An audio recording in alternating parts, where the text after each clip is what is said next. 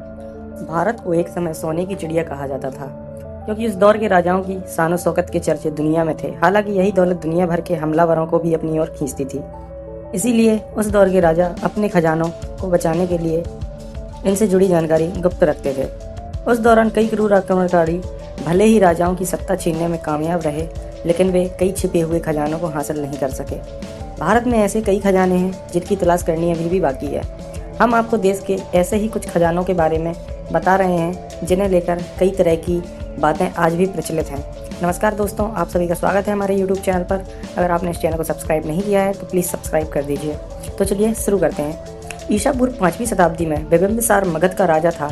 इसके बाद ही मौर्य साम्राज्य का विस्तार शुरू हुआ था। माना जाता है कि बिहार के राजगीर में बिंबिसार का खजाना छुपा हुआ है। यहाँ पर स्थित 2 गुफाओं में पुरानी लिपि में कुछ लिखा हुआ है जिसे अभी तक पढ़ा नहीं जा सका। माना जाता है कि इसमें ही खजाने से जुड़े संकेतों को छिपा के रखा हुआ है।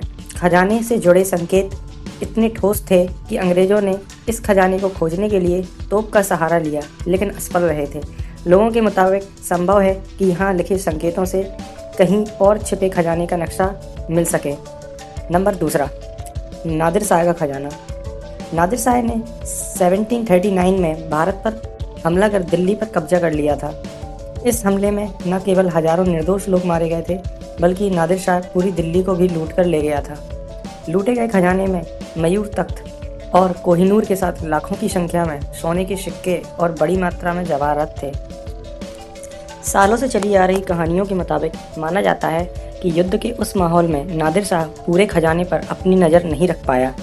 वापस जाते वक्त नादिर शाह के काफिले से जुड़े बड़े अफसर और सिपाहियों ने इस खजाने का काफ़ी हिस्सा छिपा दिया। इस बेशकीमती खजाने को अभी भी खोजा जाना बाकी है। नंबर 3, राजा मानसिंह का खजाना। जी हाँ दोस्तों, मानसिंह जी के बारे में तो आपने सुना ही होगा। मानसिंह प्रथम अकबर के दरबार में ऊंचे ओहदे पर थे। 1580 में मानसिंह ने अफगानिस्तान पर जीत हासिल की थी। माना जाता है कि इस जीत में मिले खजाने को मानसिंह ने किसी स्थान पर छिपा दिया था। यह कहानी कितनी ठोस थी, इसका पता इस बात से चलता है कि आज़ादी के बाद इमरजेंसी के दौरान तत्कालीन केंद्र सरकार ने इस खजाने को खोजने का आदेश दिया था। इसको लेकर लंबे समय तक सत्ता पक्ष और विपक्ष के बीच आरोप प्रत्यारोप भी हुए थे।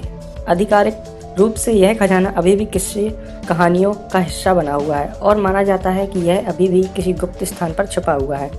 जहांगीर का खजाना। राजस्थान से 150 किलोमीटर दूर अलवर का किला मौजूद है। जी हाँ दोस्तों, आपने इसके बारे में सुना ही होगा।